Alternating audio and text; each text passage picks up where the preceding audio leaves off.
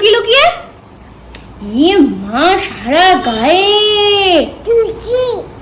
কি করেছো? চকলেট খেয়েছো?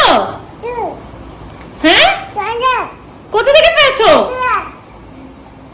তুমি কখন করেছো এগুলো? কোথা থেকে মেখেছো? কোথা থেকে?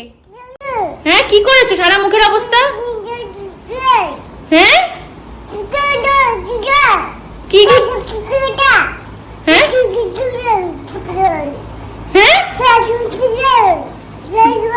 এটা কোন দেশের ভাষা?